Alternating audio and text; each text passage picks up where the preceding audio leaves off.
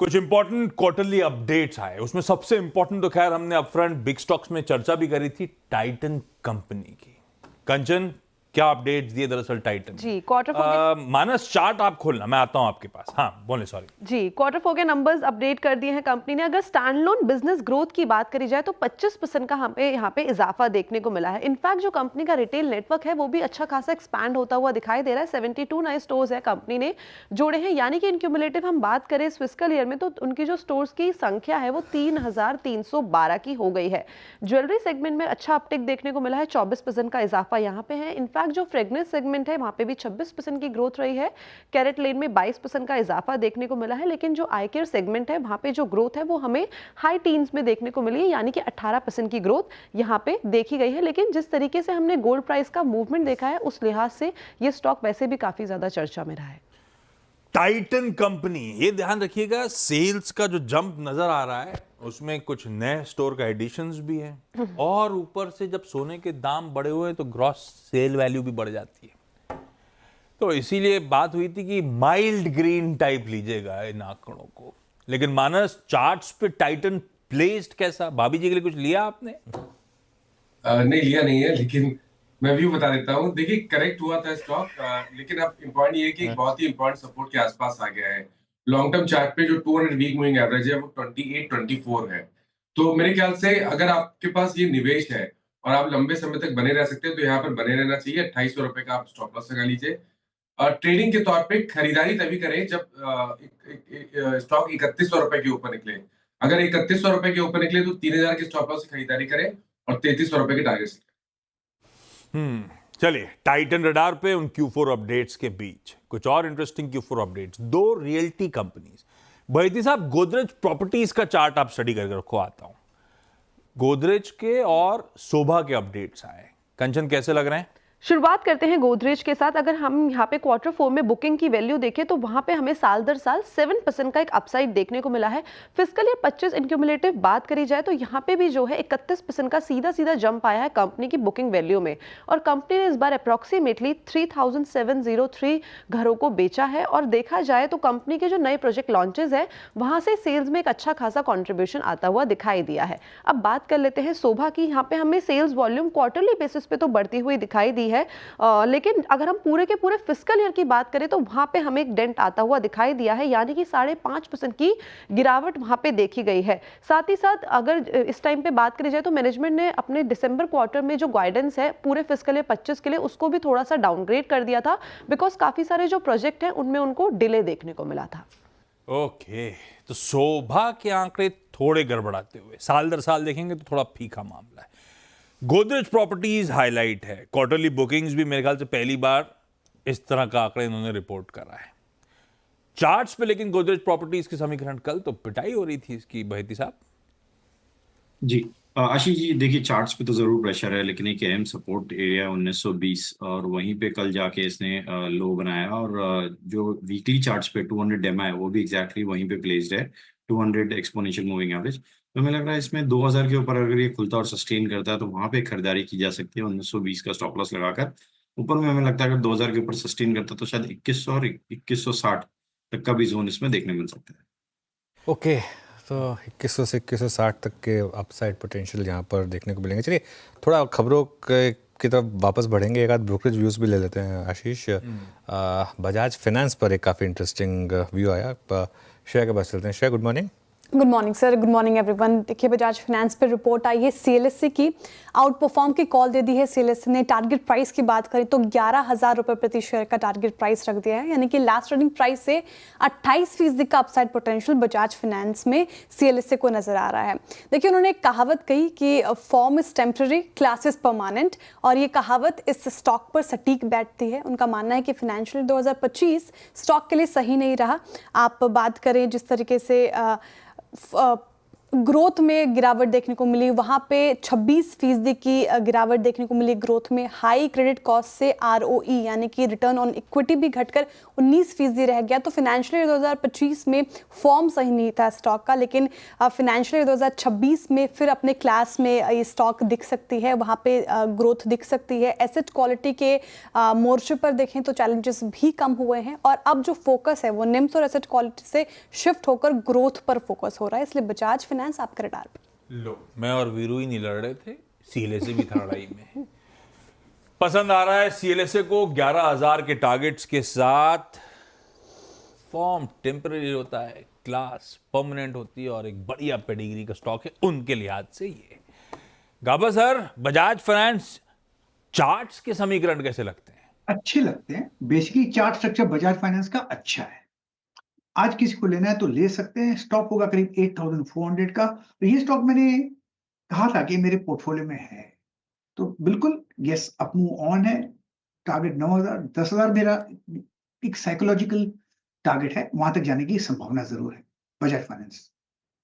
हाँ, चलिए, टेक्निकली भी साउंड, फंडामेंटली दिग्गज ब्रोकरेज बुलिश और बैंक्स और फाइनेंशियल्स मेरे ख्याल से कल की पॉलिसी से पहले आज जड़ा पे रहेंगे भी, तो रखिए। वीरू की टीम में भी था सुबह। आइए अब ऑयल मार्केटिंग कंपनीज। कच्चा तेल गिर रहा था तो डटे खड़े हुए स्टॉक। इनफैक्ट कल तो चलना HPCL जैसे काउंटर तो कल बढ़िया मूव्स दिखा रहे थे, पर सरकारी कंपनी के साथ होता है गवर्नमेंट इंटरवेंशन। बाजार बंद होने से जस्ट पहले एक खबर आई थी वो एक्साइज वाली, उसके बाद मामला ठंडा पड़ा। लेकिन क्या पूरे अपडेट्स हैं, क्योंकि ना सिर्फ पेट्रोल डीजल की बात हो रही है, सिलेंडर वगैरह भी सब रडार पे आते हुए, तो सब डिटेल्स के साथ लक्ष्मण आपको आपकी स्क्रीन पे नजर आएंगे। पहली चीज कल मैंने लक्ष्मण से यही पूछी थी, भैया पेट्रोल डीजल तो नहीं बढ़ जाएगा? लक्ष्मण कह रहे नहीं नहीं कैसे होगा, वो फिर फाइनली अपडेट आ गया। लेकिन Lakshman good morning, petrol diesel नहीं बढ़ाया तो आपने सिलेंडर में नुकसान कर दिया मेरा। नहीं, आपने सिलेंडर तो पूछा था नहीं, आपने सिर्फ पेट्रोल डीजल पूछा था, तो वहां तो मुझे लगा, मैंने अरे दे दी थी। मैं तो खुश हो रहा था बिना बात के। बताता तो सिलेंडर पे बोल देता मैं तो नहीं बढ़ता, लेकिन चूंकि आपने पूछा नहीं है, नहीं पूछा तो देखिए सरकार ने CNBC आवाज देखे बगैर बढ़ा दिया। खैर, तो बढ़ाया, इसके पीछे वजह भी बताई है, लेकिन पहले पेट्रोल डीजल बता दूं, चूंकि ज़्यादा लोग पेट्रोल डीजल गाड़ी में भरवाते हैं। तो पेट्रोल डीजल पे 2-2 रुपये प्रति लीटर की एक्साइज ड्यूटी बढ़ी है। पेट्रोल पे अब एक्साइज ड्यूटी बढ़ करके 13 रुपये प्रति लीटर हो गई, तो डीजल पे 10 रुपये प्रति लीटर हो गई। अब एक्साइज ड्यूटी बढ़ती है तो इसके ऊपर से अलग अलग स्टेट टैक्स भी लगते हैं, तो थोड़े से बढ़ोतरी उस पर ज़्यादा दिखेगी। लेकिन जो सबसे खास बात यह है कि आपको एक्साइज ड्यूटी बढ़ने की वजह से पेट्रोल डीजल के ज़्यादा दाम नहीं देने हैं। तो पहली बात तो ये जो पेट्रोल डीजल में एक्साइज ड्यूटी बढ़ोतरी हुई है, ये ऑयल मार्केटिंग कंपनियां खुद एब्जॉर्व करेंगी, यानी पहले कीमतें घटा देंगी, उसके हिसाब से पेट्रोल डीजल की एक्साइज ड्यूटी लगा देंगी, ताकि इफेक्टिव प्राइस में कोई असर ना पड़े। और ये एक चीज़ और साफ कर दूं कि ये जो एडिशनल एक्साइज ड्यूटी है, ये जो लगाई जाती है एडिशनल स्पेशल एक्साइज ड्यूटी, उससे जो पैसा आता है ना, वो सरकार राज्य सरकारों को नहीं बांटती है, सिर्फ और सिर्फ केंद्र सरकार के हिस्से में जाती है। तो ये ध्यान रखिएगा, तो केंद्र सरकार का खजाना बढ़ेगा, फिस्कल डेफिसिट टारगेट पूरा करने में मदद मिलेगी। और इसमें खास बात यह है कि सरकार ये करे कि इससे जो पैसा आएगा ना, उस पैसे का इस्तेमाल जो हम ऑयल मार्केटिंग कंपनियों को नुकसान की भरपाई करेंगे। अब आप कहेंगे नुकसान कैसे हुआ, तो दरअसल जब गैस के दाम बढ़ रहे थे, LPG के दाम सरकार ने, ऑयल मार्केटिंग कंपनियां बढ़ाना चाहती थी, सरकार ने नहीं बढ़ाने दिया। जब कच्चे तेल के दाम बढ़ रहे थे, ऑयल मार्केटिंग कंपनियां पेट्रोल डीजल के दाम बढ़ाना चाहती थी, वो सरकार ने नहीं बढ़ाने दिया। उसकी वजह से पिछले कारोबारी साल में करीब 41,000 करोड़ रुपए का इनको नुकसान हुआ था। बार बार मांग कर रहे थे ये लोग कि हमारे नुकसान की भरपाई कर दीजिए, लेकिन नहीं किए। अब सरकार कह रही कि देखो, ये एक्साइज ड्यूटी बढ़ाया, उससे जो पैसा करीब 30-32,000 करोड़ रुपए आएगा, वो पैसा किसी न किसी तरीके से आपकी झोली में दे देंगे ऑयल मार्केटिंग कंपनियों को। तो ये एक लॉन्ग टर्म में कह सकते हैं पैसा उनको मिल जाएगा। और LPG के दाम 50 रुपये प्रति सिलेंडर बढ़ गए, क्योंकि जो सऊदी CP होता है, जो बेंचमार्क होता है प्राइस, हम इंपोर्ट करते हैं ज़्यादातर LPG, उसके दाम 65% बढ़ चुके हैं। उस मजबूरी में ये 50 रुपये प्रति सिलेंडर बढ़ाना पड़ा है। बिल्कुल, ठीक है लक्ष्मण जी, बहुत बहुत शुक्रिया। एक समय था जब पेट्रोल और डीजल की प्राइसेस फ्री कर दी गई थी, अब वो तो जगह थ्रोन आउट द विंडो, अब वो तो पूरा अब वापस विम्स एंड फैंसीज पे चल रहा है। एक समय था जब क्रूड प्राइसेस गिरते थे, हमारे प्राइसेस कम होते थे। अब प्राइसेस कम नहीं होंगे, ये तो आप मान के चलिए। अब होगा क्या, जब क्रूड नीचे आएगा एक्साइज बढ़ेगी और क्रूड ऊपर आएगा तो वो एक्साइज नहीं कम होगी, पेट्रोल के डीजल के दाम बढ़ेंगे। तो अब और ये हमको एक डेवलपिंग कंट्री या जो भी कहें आप, एक आपको और हमको एक्सेप्ट करना होगा कि हमारे लिए कुछ नहीं होगा। ये सब जो भी होगा वो भाई जो एकदम लोअर तबका है उसके लिए होगा। कहने को आप कह सकते हैं कि जो एक्साइज कलेक्ट होगा वो आपको हमको सबको पता है, हमारा जितना भी टैक्स है वो सब मतलब हमारे ऊपर थोड़ा खर्च होता है, हमको तो कुछ एक सहूलियत नहीं मिलती। लेकिन ठीक है, एक डेवलपिंग कंट्री में ये सब ज़रूरी होता है कि आप पैसा उनसे लें जो दे सकते हैं और वहाँ बांटें जहाँ पे उसकी ज़रूरत है बेसिकली। जब डीरेगुलेट करा था तो बड़ा टू द टी रोज 58 54 10 पैसा 20 पैसा होता था। मुझे याद है दिल्ली टीम से आलोक रोज रात में अपडेट देते थे और हम लोग रोज सुबह फ्लैश करते थे। आज 58 54 10 पैसा 20 पैसा, अब दिन लद गए। अब तो खैर फिर से ऐसा लगता है रेगुलेटेड मामला है। सतपुते साहब, तीनों OMCs में से किसी पे दाव लगाना है तो कौन सी होगी, कैसे पोजीशन है आप बताना। उससे पहले श्रेया, ब्रोकरेज रिपोर्ट आई हुई है इस पे तो। जी, HSBC की रिपोर्ट आई OMCs के ऊपर। उनका मानना है कि उनका कहना है इनफैक्ट कि 2 दिन में हमने ऑयल प्राइसेस में कमी देखी और फिर सरकार ने एक्साइज ड्यूटी बढ़ा दी। और उनका कहना है कि एक्साइज ड्यूटी ऑयल प्राइस के बीच भी आप देखें तो ऊंचे मार्जिन की गुंजाइश है। हालांकि वैल्यूएशंस ठीक ठाक लग रही है अभी सारी कंपनीज के। कुछ स्टॉक्स बताए उन्होंने जहां पर उन्होंने बाय की कॉल दी है, लेकिन टारगेट प्राइस घटा दिया है रिस्क को देखते हुए। IOC को बाय की कॉल दी है, टारगेट प्राइस घटाकर 170 से 150 रुपये प्रति शेयर का कर दिया है। BPCL बाय की कॉल है, यहाँ पे भी टारगेट प्राइस 440 से घटाकर 400 रुपये कर दिया है। और HPCL में भी टारगेट प्राइस 450 से घटाकर यहाँ पे घटाया नहीं है। HPCL एक मात्र एक ऐसा स्टॉक है जहां पे टारगेट प्राइस बढ़ा दिया है, 450 से बढ़ाकर 480 रुपये प्रति शेयर का कर दिया है। हाँ, तो लक्ष्य घटे हैं जनरली, लेकिन अभी भी फंडामेंटली बुलिश इन लेवल्स पर इन स्टॉक्स को लेकर। पर ठीक है, बीच में सतपुते साहब आउट परफॉर्मेंस बढ़िया था, या एटलीस्ट सेफर पॉकेट्स थी ये OMCs जब ग्लोबल वॉलेटिलिटी काफी ज्यादा थी क्योंकि क्रूड भी करेक्ट हो रहा था। पर इस समय मूड कैसा, किसी की चार्ट में ऐसा कोई दमखम कि ट्रेड लोगे तेजी की तरफ या नहीं लोगे? देखिए, फ्रेश ट्रेड तो मुझे लगता है बाजार देख के लेना पड़ेगा, लेकिन कल जिस तरह से यहाँ पे हमने रिकवरी देखी, अगर किसके पास पोजीशन है तो डेफिनेटली बने रहे। 265 का स्टॉप लॉस होगा BPCL में। मेरे हिसाब से कल जो रिकवरी थी इसका आज का टारगेट होगा करीबन 285 टू 290। 290 के ऊपर अगर ये सस्टेन करता है, ट्रेड करता है, तब जाके हम कहेंगे कि यहाँ पे फिर से नई तेजी होगी। लेकिन फिलहाल मुझे लगता है 290 का टारगेट लेके पोजीशन में बने रह सकते हैं। स्टॉप लॉस जैसे मैंने कहा 260 का रखें।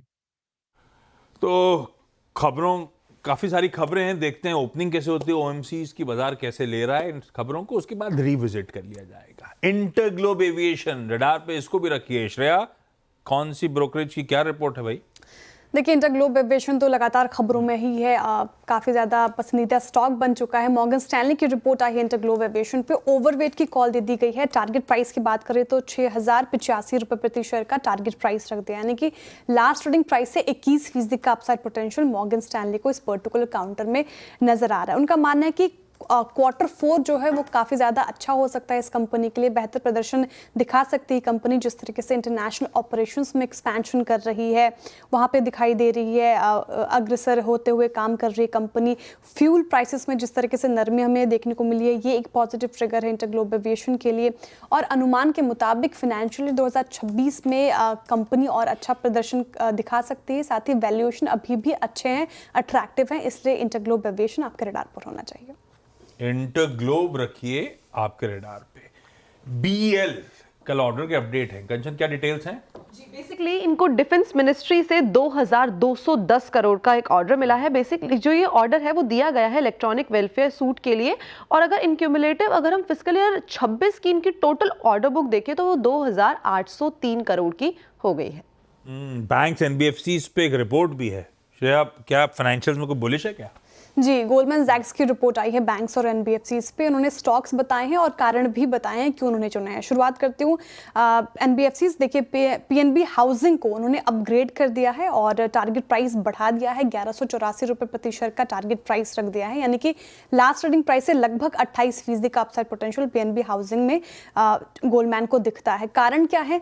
तो हेल्दी लोन ग्रोथ दिख रही है इसमें और उसमें सुधार देखने को मिल रहा है। विजिबिलिटी स्ट्रांग है, मुनाफे में भी कंपनी और अच्छा प्रदर्शन कर सकती है, इसलिए पीएनबी हाउसिंग होगा रडार पर। एक्सिस बैंक को यहाँ पे भी अपग्रेड करके बाय की कॉल दे दी है। टारगेट प्राइस की बात करें तो 1228 रुपये प्रति शेयर का टारगेट प्राइस रख दिया है, यानी कि 16% का अपसाइड पोटेंशियल एक्सिस बैंक में गोल्डमैन को नजर आ रहा है।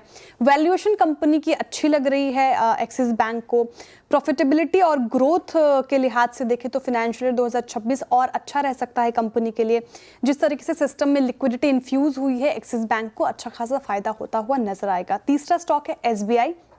इसको भी अपग्रेड किया है, सेल से न्यूट्रल की कॉल दी गई है एसबीआई को। और टारगेट प्राइस की बात करें तो यहाँ पे 823 रुपये प्रति शेयर का टारगेट प्राइस रख दिया, यानी कि 10% का अपसाइड पोटेंशियल लगभग एसबीआई में नजर आ रहा है गोल्डमैन को। यहाँ पे इनको रिस्क रिवॉर्ड बैलेंस दिख रहे हैं और करंट बिजनेस सिनेरियो को देखते हुए अभी वैल्यूएशन भी फेयर नजर आ रहे हैं, इसलिए एसबीआई भी रडार पर। ये लीजिए भाई, बैंक्स फाइनेंशियल्स रडार पे। वैसे भी खैर कल पॉलिसी की तैयारी भी कर रहा होगा ये पूरा पॉकेट। सुवेन फार्मास्यूटिकल्स, इस पे भी एक ब्रोकरेज अपडेट आया है। श्रेया, क्या है?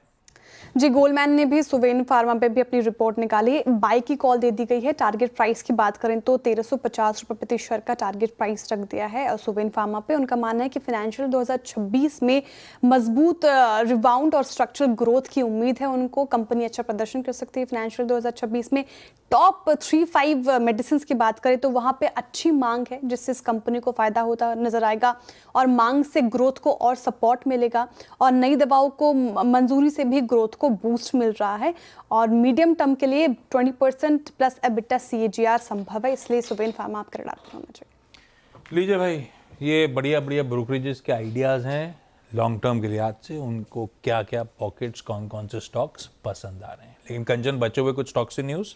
जी, शुरुआत कर लेते हैं महिंद्रा एंड महिंद्रा के साथ। अगर मार्च में इनका प्रोडक्शन देखा जाए तो वहाँ पे हमें 24% का एक अपसाइड देखने को मिला है। इनफैक्ट जो कंपनी की सेल्स है वो भी यहाँ पे 19% बढ़ती हुई दिखाई दी है। एक्सपोर्ट्स के नंबर्स देखेंगे तो ये काफ़ी शानदार है। 163% का हमें डायरेक्टली एक अपसाइड देखने को मिला है। इसके अलावा एक और खबर है महिंद्रा एंड महिंद्रा में। बेसिकली कंपनी ने महिंद्रा एडवांस टेक्नोलॉजी नाम से अपनी एक सब्सिडरी का गठन किया है। टीटागढ़ रेल सिस्टम आपके रडार पे होना चाहिए। कंपनी ने उमेश चौधरी की VC और MD के पद पे वापस से उनको नियुक्त कर लिया है अगले 5 साल के लिए। बेसिकली ये पूरा का पूरा किया गया है। इसके साथ ही साथ 3 नॉन एग्जीक्यूटिव इंडिपेंडेंट डायरेक्टर्स को वापस से कंपनी ने नियुक्त किया है। ब्रिगेड एंटरप्राइजेस आज आपके रडार पे होना चाहिए। कंपनी ने मैसूर में रेसिडेंशियल प्रोजेक्ट के लिए एक करार किया है। ये 10 एकड़ में पूरा का पूरा प्रोजेक्ट जो है बनाया जाएगा और इसकी वैल्यू देखी जाए टोटल प्रोजेक्ट की तो वो है 225 करोड़ की। अडानी पोर्ट्स आज रडार पे, बिकॉज कंपनी ने अपना नया जो टर्मिनल है कोलंबो वेस्ट इंटरनेशनल, उसके जो ऑपरेशंस है उसको स्टार्ट कर दिया है। रखिए सारे स्टॉक्स रडार पे। इस बीच पैनल में पालविया साहब जुड़ते हुए। पालविया साहब, गुड मॉर्निंग। पालविया साहब, थोड़ा सा मूड ठीक दिख रहा है आज। ऐसे में कोई स्टॉक रडार पे हो जो आपका प्रिफर्ड पिक हो, जिसको हम लोग नजर पे रखें? Good morning Ashish ji, good morning everyone. सो हाँ, बिल्कुल मूड तो थोड़ा ठीक ही दिख रहा है जिस तरीके से गिफ्ट निफ्टी इंडिकेट कर रहा है और ग्लोबल मार्केट में भी थोड़ी रिकवरी। इंडिगो, इंटरग्लोब एविएशन यहाँ पे पसंद आ रहा है। स्टॉक में एक स्टेबल प्राइस बिहेवियर हमने इस वॉलेटाइल मार्केट में देखा है। कल के सेशन में भी देखें, जो डिप इंट्राडे बेसिस पे जो डिप था वो रिकवर होते हुए दिखा और स्टॉक डे हाई की तरफ ही बंद हुआ है। हमें लगता है इंडिगो यहाँ पे बाय किया जा सकता है। 5080, 5120 तक के अपसाइड के टारगेट के लिए यहाँ पे बाय का ट्रेड लिया जा सकता है। डाउन साइड में स्टॉप लॉस होगा 4965 के आसपास। लीजिए, अभी एक फंडामेंटल ब्रोकरेज रिपोर्ट का अपडेट भी था इंटरग्लोब एविएशन पे। चार्ट्स पे समीकरण पालविया साहब को भी पसंद आ रहे हैं, तो एक बढ़िया ट्रेडिंग बेट के तौर पे भी ट्रीट कर लीजिए। बिग स्टॉक्स की कड़ी में जोड़ दीजिए इस काउंटर को, सॉरी टॉप कॉल्स की कड़ी में। इस नोट पर मुनाफे की तैयारी समेटने का वक्त। ट्रांजिशन करते हैं आज के पहला सौदा में।